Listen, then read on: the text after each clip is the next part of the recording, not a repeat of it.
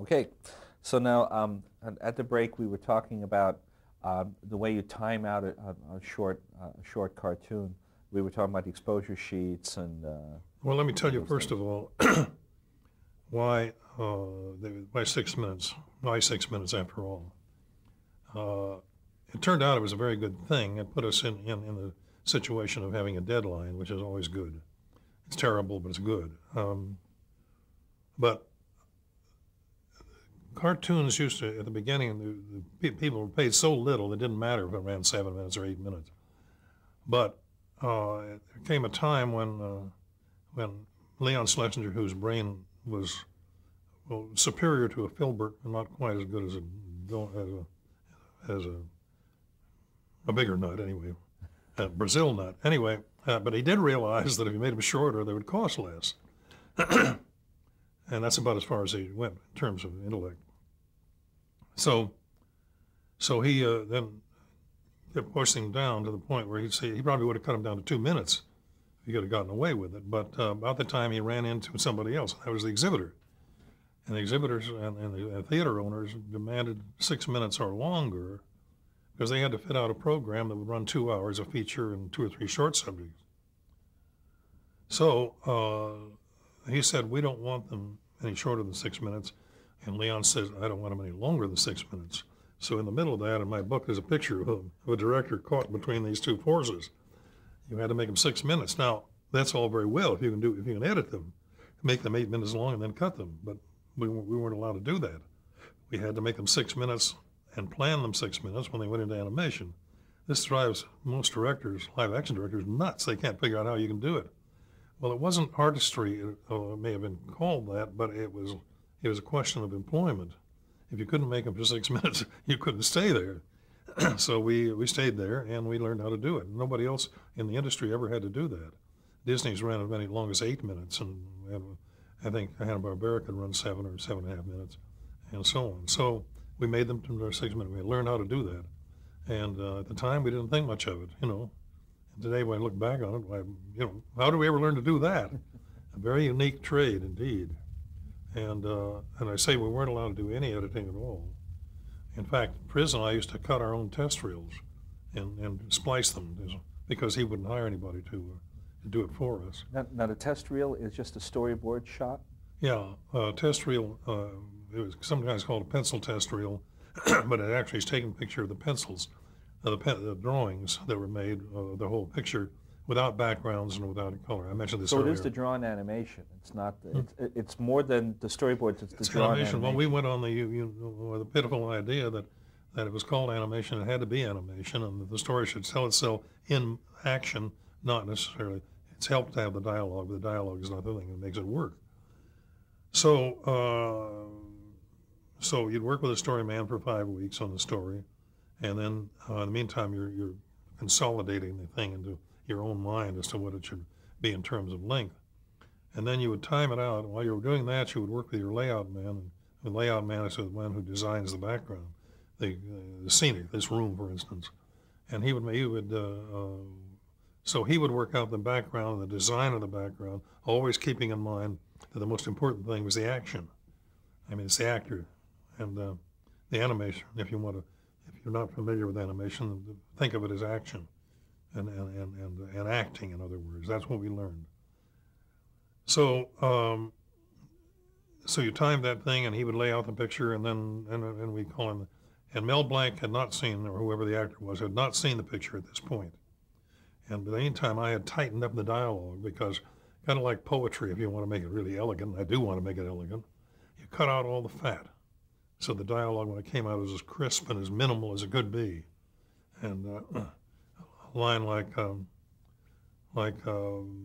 shoot him now, and he doesn't have to shoot you now. Well, I think he does have to shoot me now, and then he realizes the thing's going wrong, and he comes up to Bugs and said, "I got it. Pronoun trouble. Use the wrong pronoun." Well, he got acres of fat out of there before that thing came as clear a cut as it could. "What's up, Doc?" is a very simple thing. It's only funny because it's in a situation. "What's up, Doc?" is, although it's a funny line, it wasn't funny. If you put it in human terms, you come home one night from work and the gate out there out in our yard. You walk through the gates. You walk up to the front room. The door is partly open. There's some guy shooting into your living room. So what do? Do you go up? You run if you have any sense, and at least you do is call the cops. But what do? You come up and tap him on the shoulder and look over and say, "What's up, Doc?" You're interested in what he's doing. It's ridiculous. That's not what you say at a time like that. So that's why it's funny, I think. Yeah. It's in other words, it's asking a perfectly legitimate question in a perfectly illogical situation. Yeah. And just to backtrack, because you mentioned Mel Blanc, so for the spirits of the future generations, Mel Blanc was Mel the voice. Blanc, pardon me for stepping you there. Yeah. Mel Blanc was a most brilliant and quickest study I've ever known. He did not originate voices. We would decide what kind of a person it was, and then we would have him try out voices until we got the one that was relative to that character. Because great actors, of course, do not change their voice. They don't talk through their nose and so on, with the exception of this one. Yes, that was done for a particular reason. But basically, what you want to do is the inclination. What is the character thinking about? Who is he? Like Grim Natwick used to say, one of the tools that an animator has, Grim Natwick was one of the great animators of our time. He said one of the tools that an animator must have is how a horse trots, subdivided by how a fat horse trots, subdivided by how a thin horse, subdivided by a colt who trots entirely different. You have to get the sense of what the character is, what he has in mind. When Bugs Bunny is running, he's different than when he's running in agony by being chased, and he is when he's chasing somebody. So every action is dictated by what goes on inside of you. You have to be able to think the way the character thinks. So I would go over the story. By that time, I'd done these maybe 500 drawings for each picture. And each scene was broken down into that. I remember one time seeing a thing was in the newspaper. It said the United States population broken down by sex and age. That was a wonderful idea. Broken down. Of course we are. We're all broken down by sex and age. So, so what I had to tell Mel then was to go over the story and tell him what the intent of the character is. And then we go through and do the voices. And because he couldn't very well talk to himself, I would read the line of Daffy Duck, and he would read to him, and he would respond with Bugs Bunny. And then we'd reverse it, and I'd be Bugs Bunny, and he'd be Daffy. They weren't recording me because that was immaterial. I couldn't give the character. I wasn't an actor, but I knew what I wanted in each line, and I knew how long they had to be. Because look, if we had given any actor the right to do anything he wants to with a voice, what would happen to the length of the picture? So very realistically, we had to keep absolute control over the lines. And once in a while, I would ask him to do something that was a little different if I felt I had a little room to move around. And I know one time after Daffy had a terrible time with Bugs on something, when he said, "You're despicable." But he's so frustrated. And actually this came about because one time somebody was playing a trick on Rich Hogan, one of our writers, and Rich was so mad at him that he couldn't say anything. And he said, you smart pig. That came from like when he was 7 years old, right? Here's a grown man. And Davey Monahan, who was the writer, said, "What did you call me?" And Hogan said, "I called you a smart pig." Well, they died laughing because they thought about it. So I said, well, that's what I want Daffy to do. He can't think of what to say. And the only word that he knows is despicable. So I want you to see, you're not only despicable as you're pickable, and I never see anybody so despicable in my life. And I let him play with that, see, and use as much as I could. But basically, he understood that he would stay within the parameters of what the words were supposed to be saying in the time they were supposed to be saying it. And sometimes it's very difficult. I mean, I couldn't understand how anybody could be as versatile as he.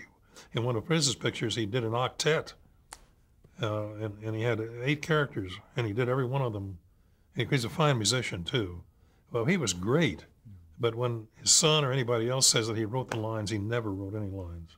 I mean, in live action, you wouldn't permit anybody, you wouldn't put an actor to write your lines for you? No, come on. I mean, it's insulting to a man of his abilities to contend that he wrote the lines. I was wondering, we're talking about your first short, The Night Watchman, and how did it come about that you came to direct that, or like did you make the conscious decision that I've animated enough? Because some guys animate and they like to animate, and you wanted to direct. I didn't want to direct. No. Last thing I wanted to do was direct. The only reason I accepted it was because there would be a lot more money in it. That's a good thing. But I was afraid to direct. I never moved up anywhere. The only thing I was pretty sure was that I could wash cells. But I look, all good people are shy. I've never known anybody that was worth anything that wasn't shy and uncertain of his own abilities and moving up a step.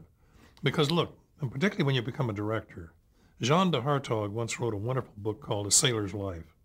And he was a fine writer. He wrote The Four Poster and a couple of others, a wonderful writer. But he'd also been a sailor, and he spent most of his life. And during the war, he I think ran a submarine chaser or one of those little fast, powerful boats.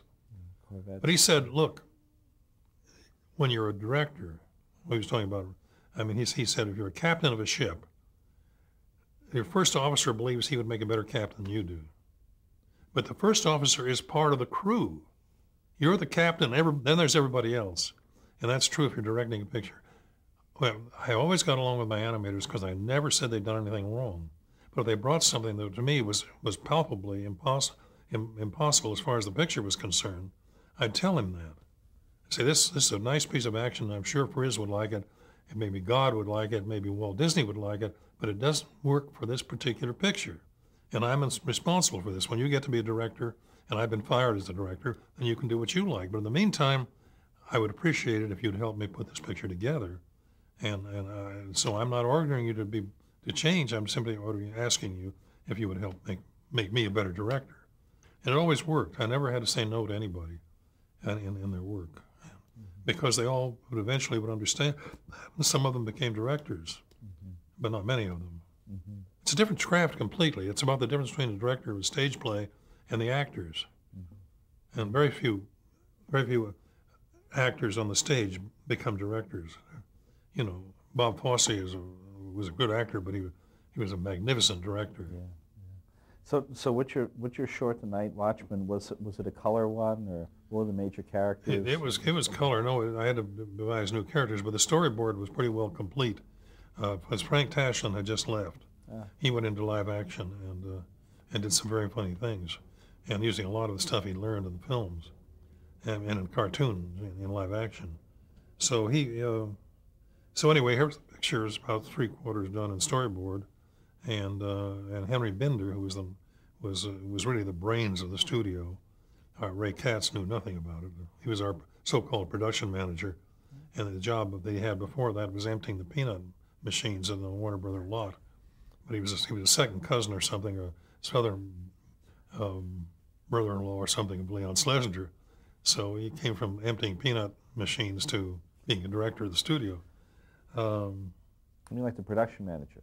So he was the production manager. Yeah. Okay. But Henry Binder worked under him, and he was good, very good. He and John Burton, who was actually the physical production manager, he saw that everything. Well, anyway, they were good people, and they somehow felt that I could direct, and so I went over there knowing full well I couldn't.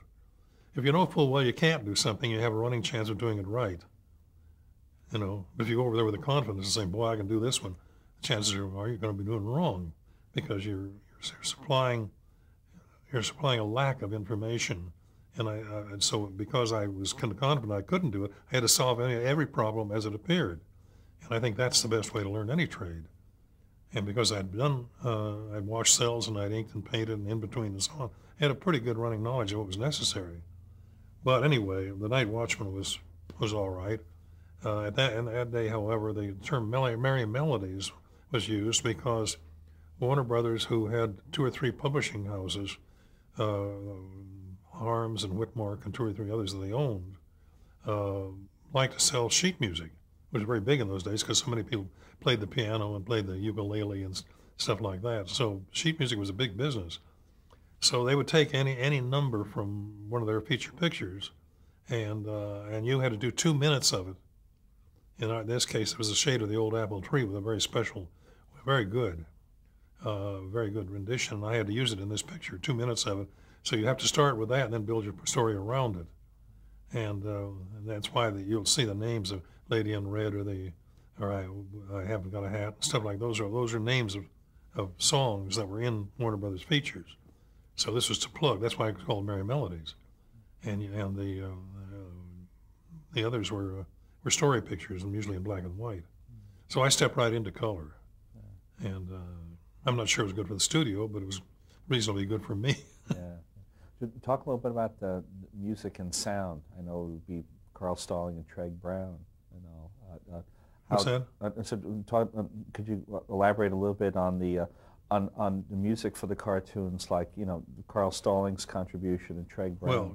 Well, Carl Stallings was great. You'd never believe it if you met him. He looked and dressed very much like a trolley car conductor or a bus conductor. He always dressed in blue clothes with the best.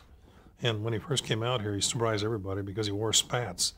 And I don't know if you've ever seen, if you've never known a spat, think of the upper part of a shoe without a shoe on it. It was just the upper part that covered your ankles. And he wore these, people surprised everybody. He didn't look like he had a sense of humor, you know, but he did. And he was wonderful. And before you started the picture, at least for me, I knew very little about music. I would go in and go through the entire picture with him and get the tempos. And within that tempo, if it was, say, 2/12s or whatever, you know, that was a different thing, 4/4, 2/4, whatever it was, or 3/4 time. Well, all I knew then was to put, if a big accent came, I learned to put it on a downbeat, whatever it was, and so on. And but it was all of our pictures were laid out to musical terms, so when they came in it, they could put the sound effects. Now, Carl Stallings and Treg Brown, who was also a musician. In fact, he was when he first came out of college, he was vocalist for Red Nichols and his Five Pennies, and so he had a good musical education too, and so he and Stallings would work together, and there would be but they did something that's very important for any director to remember. If you're going to hit it with music, don't hit it with sound effect. Don't let them muddy each other up. In the same way that in your backgrounds, if the color defines the difference of a house and the sky, don't bother to put a line through it. I mean, the line or the color can take care of it, but not both. You're hitting a double thing in the background. So I noticed that I was talking with a guy who was the head sound effects artist at Industrial Light and Magic, and he said growing up, Treg Brown was one of his heroes, because he said that Treg was one of the first ones to do free association with sound effects. Like, instead of doing literally, a punch being swung or something, he would put in this like Stuka bomber or a gong or some sort of free association on the sound effect, and nobody had really done much of that before. Well, that's right. No, Treg prided himself, and as we further along, that no sound effect would be appropriate. I mean, like the one time when the coyote is firing a harpoon, and he fires the harpoon, and the leg thing gets caught on his leg, and he's dragged through the air, and he hits a cactus and is pulled along that, and he hits boulders and everything. There wasn't one logical sound effect in the whole thing. I mean, he used horns and breaking bottles and springs and even a scream, which he put in there. And he'd even reverse a scream. And one time I was doing something that had a bunch of boulders coming toward the camera. And he said, this thing calls for a sound effect. I can't quite figure out what to put in there. So, he said, wait a minute. He said, what is the sound that scares you most? He said, it's that clang, clang, clang of a crossing guard. And then he said, if you start that real low, and they go clang, clang, clang, clang, clang, clang, clang, clang, clang, and off into the distance, it'll really startle you. And then he said, well, why don't we do that? And then I've got a Tarzan yell that we can run backwards. And he put that in, and it really worked, So let me explain something too about the distribution of the pictures, and that they had a thing in the motion picture at that time called block booking. And that meant if you bought a Warner Brothers feature or an MGM feature or anything like that, you had to take whatever short subjects they gave you. you'd have a choice. And the result was that in some places, like at MGM, the top people over there got interested in short subjects. So when Tom and Jerry were made, they realized they had a good thing, but they told Tom they wouldn't let Bill and Joe do anything but short. And so they did hundreds of Tom and Jerry's. At our place, they didn't give a damn. I mean, nobody ever cared about the cartoons anyway. So, but all they knew is they had something. It was this thing. You reached in the bag and pulled one out and threw it onto the screen. So they had the Pathé one of the Pathé travelogues, and they had and so on, news things. So they would supply them, and whoever it was, Norman Moray was head of the distribution, and so they get a good feature, and they wouldn't care. They wouldn't try to get one that went with the feature. They just say, "What's there?" They pull it out and throw it in. That was the bag. Well, in a way that was bad, but in a way it was wonderful for us because nobody gave a damn what we did, and the onus of making funny pictures fell upon us. Well, we had nobody leaning over our shoulders. As long as the picture was acceptable, that was all there was to it. And another thing is that because we knew that from the time we started a picture until it hit the screen, we never knew how long that would be, but we figured at least 3 years from the time we started until it was on the screen. So we went on the supposition, therefore, we must use current gags, because if we did, how silly it would be if there wasn't something. I mean, a good example of that was the Frizz really once in a while you bounced off it, you just forgot, and you put something in that would be ridiculous later on, and particularly later, because we didn't think our pictures were going to last more than 3 years anyway, because there was no television or anything, no place for it to go. So Frizz had this high diving hair, it was called, and the deal was that Bugs was the stage manager, and this man named Fearless Freak was supposed to come there as a vaudeville act and climb up 100 feet in the air and go off a diving board and land in a tub of water. And so it turned out Fearless Freak didn't make it. And so Yosemite Sam's decides somebody's going to make it, it better be Bugs. So the whole story of him chasing Bugs up the top there, and always it was Sam that came off by various means. So one time he went running up to the top, went out, and for some reason Bugs had put a doorway there with a door on it. And so he just hammering on the door and says, "Open the door, open the door." And then he turns to the audience and says, "You notice I didn't say Richard."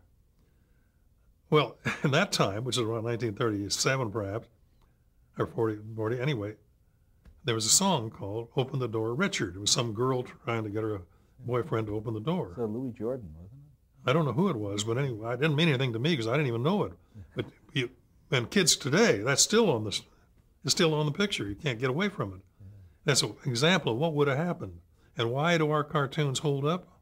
And why do they continue to compete evenly with people throughout the years, 4, 5, 10 generations? Because I think there is none of that stuff. Mm-hmm. And when it does, it sticks out so far that the kid thinks it's his fault. He doesn't understand it. And that's fine. I can't think of anything that I'd rather do than putting a kid at fault. They're bad enough little slobs anyway. Yeah. So we're going to go a little bit now to which were the main writers you worked with? Well, Ted Pierce and Mike Maltese were really the top ones. Mm-hmm. Mike Maltese was the strongest. Ted Pierce and I worked well together, but unfortunately he wasn't as good a gag man as Mike was, and Mike wasn't as structurally able as I am.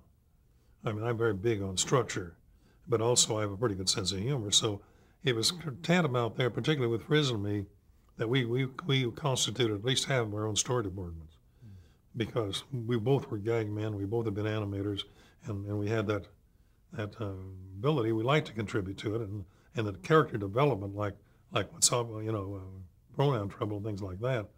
Those are all matters that were probably done by the director, and Frizz was brilliant at that.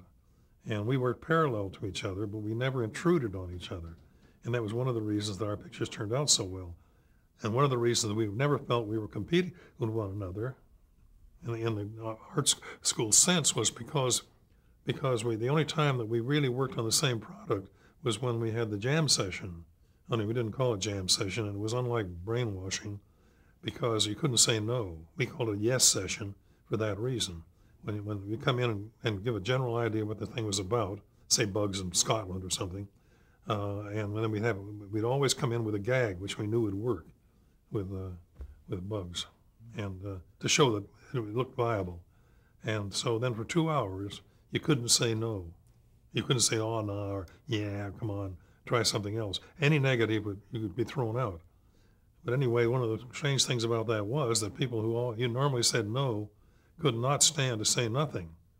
So many of them learned how to be contributors. But so when Frizz's picture would come out and I'd find a couple of gags that I'd contributed, I wanted to throw up, because I could have kept them for myself. But if I did keep them for myself, then I would expect him to keep them for himself too. So it resulted and we didn't have that problem, the kind of problem they had at MGM when Tex Avery came over, because there was a very strong rivalry at that point. And Hanna-Barbera, had the edge because they'd been there and they'd won some Academy Awards and so on. So that, and I suppose at Disney there was a certain amount of rivalry, but there couldn't be with us because we cared what the other guy did and we were involved in these pictures. Did Ted Mike Maltese works? When they would develop a script for a picture, taking in all this information from these sessions, did they draw much, or did they specifically work just as typing? No, all of our guys drew. They all drew. They didn't necessarily draw well, Yeah. but most of them drew in a way that would you could see what they wanted, and I could translate their scribblings. It was kind of like a good stenographer working from somebody who thought they could write, thought they could do shorthand. Mm-hmm. But that didn't matter, because they were very, very clever guys, and they were all different, And then Warren Foster ended up with Frizz, and that was a happy combination too. He was a damn good gag man and also good structurally. Mm-hmm. But Frizz was great on individuality. Okay, so now we got here, so we should ask a little bit about the creation of Daffy Duck, about how Daffy was created and the voice and where he came from. Well, the creation, of course, is a mysterious thing. I think it's very much like having a baby if you're an Eskimo. Very often the baby is not thought to be a result of the sex. The baby shows up at a certain time, and where it came from, nobody knows. And in Mark Twain's thing, Adam's diary, Adam was always upset with Eve because Eve found this baby, and he said, and then she found another one, and she'd never tell him where she found them. Wonderful, isn't it? And he was very upset with it. Yeah. And he'd go and look. He'd look around, try to find out where she found this little creature. So our determining story was very much the same way. It grew out of a realization that something worked, and it usually came from some little thing like Daffy Duck would be doing something, and then. But think about it this way: in his first picture, and Bugs was true. Same thing with Bugs Bunny, was that he was crazy, and that was all right for one picture. The wild hair, and that gave us a lot of information that we didn't have before, like "What's up, Doc?" And of course that was explainable. But the term "Doc," of course, came from Tex being in school in Texas, where everybody said "Doc." If he'd come from Connecticut, I might have said "Mac," or other places it would have been Jack. But the current thing there, and Doc is kind of became a funny term. "What's up, Doc?" So they made that first picture in this crazy duck, and then somebody tried to make Bugs Hardaway, who gave his name to Bugs Bunny, although he didn't do anything else.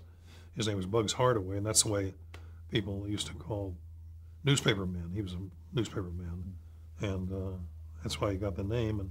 And when he was doing a picture, he couldn't draw very well, so we had a man there named Charles Thorson who drew characters. Had done them at Disney's too, originating characters, and so he asked Thorson to draw a rabbit for him.